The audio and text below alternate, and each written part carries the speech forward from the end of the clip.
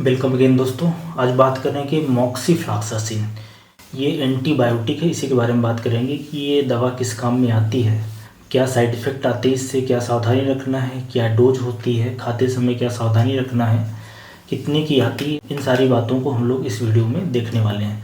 तो मॉक्सिफ्लॉक्सासिन की बात करें तो ये एक एंटीबायोटिक है, मतलब कि ये बैक्टीरिया के खिलाफ काम करेगी। और ये खाने की दवाई आती है, इंजेक्शन के रूप में आता है और आँख में डालने की दवाई आती है। तो इस तरीके से ये मार्केट में उपलब्ध है और एंटीबायोटिक है ये। अगर इसकी बात करें कि किस तरह की एंटीबायोटिक है, तो बैक्टीरिया के खिलाफ जो दवाइयाँ रहती हैं एंटीबायोटिक की, वो काफ़ी अलग अलग तरीके से काम करती हैं।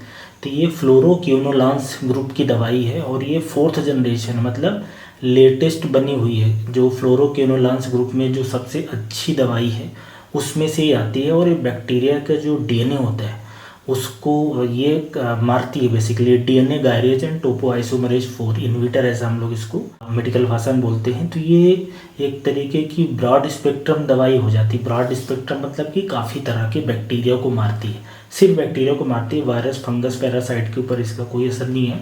तो ये ग्राम निगेटिव बैक्टीरिया हैं, ग्राम पॉजिटिव बैक्टीरिया हैं और कुछ एटिपिकल बैक्टीरिया जैसे कि प्लेग का बैक्टीरिया या एंथ्रेक्स है, इसके खिलाफ में काम आती है। तो मतलब ये लेटेस्ट थोड़ी सी इफ़ेक्टिव दवाई है।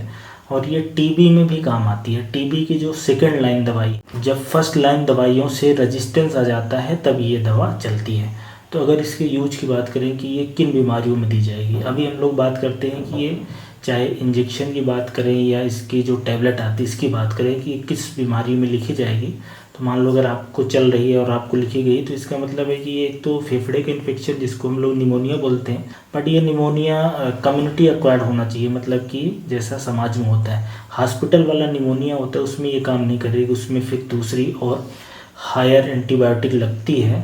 तो ये कम्युनिटी एक्वायर्ड निमोनिया या तो जो साइनस का इन्फेक्शन है, साइनोसाइटिस, या ब्रोंकस के अंदर इन्फेक्शन है, ब्रोंकाइटिस जो फेफड़े का रास्ता होता है उसमें, या पेशाब के रास्ते में इन्फेक्शन हो, यूरिथ्रा में हो, यूरिनरी ब्लैडर में हो, थैली में हो, यूरेटर में हो, किडनी के अंदर इन्फेक्शन हो जाए तब ये काम करेगी। तो पेशाब के रास्ते में और फेफड़े के इन्फेक्शन में।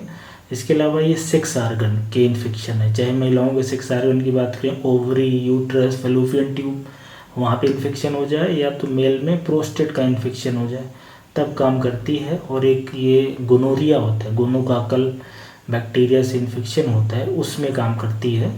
और स्किन, सॉफ्ट टिश्यू, बोन में भी कई बार इसको यूज कर सकते हैं दूसरी दवाइयों के साथ कॉम्बिनेशन में। अगर ग्राम पॉजिटिव या ग्राम निगेटिव बैक्टीरिया से इन्फेक्शन के कारण अगर ऐसा लग रहा है कि स्किन में इन्फेक्शन हो गया है, और प्लेग और एंथ्रेक्स के इन्फेक्शन में काम आती है। तो मॉक्सिफ्लॉक्सासिन का काफ़ी वाइड रेंज में ये काम कर सकती है। और ये चूँकि नई दवाई है, थोड़ी महंगी है, इसलिए इसका असर भी अच्छा आता है। अब अगर बात करें कि ये किन नामों से मार्केट में मिलती है, तो जो कॉमन बहुत पॉपुलर नाम इंडिया में हर जगह मिलते हैं, तो मॉक्सीफ्लॉक्स है, या मॉक्सीसेफ है, मॉक्सिफ है, इंट्रामैक्स है, एमसिन है, मॉक्सीसिप है, मॉक्सीगुड है। तो ये कुछ पॉपुलर नाम है जो मार्केट में आपको मिल जाएगा। इन दवाइयों के अंदर मॉक्सिफ्लॉक्सासिन रहती है। अब ये कितनी डोज में दी जाती है, जैसे कि अगर किसी को इन्फेक्शन है तो ये कितना डोज में चलेगी, तो ये जो दवाई रहती है कि इस बात पर डिपेंड करता है कि इन्फेक्शन कहाँ कहाँ है और कितना है। जो एडल्ट का डोज होता है, चाहे मेल हो चाहे फीमेल हो, वो 400 मिलीग्राम रहता है। 400 मिलीग्राम की एक टैबलेट आती है, दिन में एक टैबलेट 5 से 14 दिन दिया जाता है। जो सामान्यतः इन्फेक्शन होते हैं उसमें 5 से 14 दिन के लिए चलती है। और अगर थोड़ा मॉडरेट या सीवियर इन्फेक्शन होता है तो इस दवा को इंजेक्शन के रूप में हम लोग लगा सकते हैं।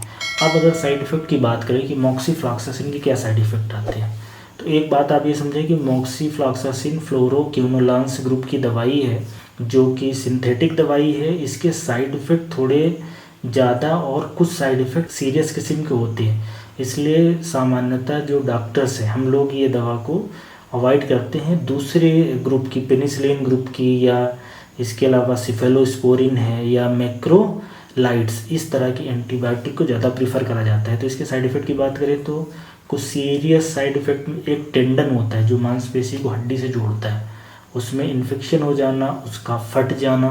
तो अगर ये दवा चल रही है तो इस बात का ध्यान रखें कि कहीं ऐसा तो नहीं किसी जॉइंट में दर्द होना चालू हो गया, मांसपेशी में दर्द होना चालू हो गया, स्पेशली पैर की बात करें वहाँ पे, और फोटो सेंसिटिविटी होती है, लाइट में जाने पे स्किन का जल जाना, तो एक ये भी इम्पोर्टेंट इसके साइड इफ़ेक्ट है। रैसेस आना, स्किन में रैश पड़ जाना, खुजली होना, इस दवा से एलर्जी हो जाना, और पेट के अंदर डिस्टर्बेंस हो सकता है। पेट के अंदर डिस्टर्बेंस ऐसा हो सकता है कि ये दवा खाया तो दस्त लगने लगी, उल्टी होने लगी, पेट में दर्द होने लगा। इसके अलावा ये दवा खाने से एक और साइड इफ़ेक्ट हो सकता है कि ये ब्रेन के अंदर टॉक्सिसिटी कुछ मरीजों में कराती है, तो सिर में दर्द होना, अजीब सा दिखने लगना, इसके अलावा घबराहट है, डिप्रेशन में पेशेंट चले जाते हैं, झटके आते हैं, तो इस तरीके से दिमाग पे भी इसका बुरा असर हो सकता है। और इसके साइड इफ़ेक्ट की बात करें कुछ और, तो ये लीवर में डैमेज कराती है, हार्ट के अंदर क्यूटी इंटरवल को प्रोलॉन्ग करती है, तो ब्रेडिकार्डिया का रिस्क बढ़ता है। तो ऐसे लोग जिनके हार्ट कमज़ोर है, रिदम की बेसिकली प्रॉब्लम है, उसमें ये दवा को फिर अवॉइड करना है। और पेरिफेरल न्यूरोपैथी कराती, न्यूरोपैथी मतलब जो नर्व रहती हैं, जिसको हम लोग आम बोलचाल की भाषा में नसें बोल देते, उनमें भी ये समस्या करा सकती है। तो इतने तरह के साइड इफ़ेक्ट हैं, मतलब सारे मरीजों में नहीं आएंगे, 1-2% मरीजों में आ सकते हैं, लेकिन कुछ सीरियस किस्म के भी हैं। तो अगर 1 हफ्ते तक चल रही है, 5 दिन चल रही है तो कोई बात नहीं, लेकिन अगर लंबी चल रही है तो ये साइड इफ़ेक्ट पे ध्यान रखना है। और ये जो मॉक्सिफ्लॉक्सासिन है, ये किन लोगों में नहीं दी जाती, किन में कंट्राइंडिकेटेड है, तो उसकी बात करें तो गर्भवती महिलाएं हैं, या ऐसी महिलाएं जो बेबी को मिल्क पिला रही हैं, या छोटे बच्चे हैं, या ऐसे लोग जिनको इस दवा से पहले सेंसिटिविटी हो चुकी है, रिएक्शन हो चुकी है, ऐसे लोग जिनको सीवियर लिवर और किडनी डैमेज है, या माइस्थेनिया ग्रेविस के पेशेंट हैं, जो जॉइंट की समस्या के मरीज हैं, उनमें ये दवा को नहीं दी जाती। तो ये कुछ इसके कंट्राइंडिकेशन है। और ये दवा को कैसे खाना है अगर उसकी बात करें, तो ये दवा आपको नॉर्मली 5 से 10 दिन या 14 दिन रिकमेंड करी जाएगी बीमारी के हिसाब से। तो चूँकि सिंगल डोज रहती है तो एक ही समय पे खाना है।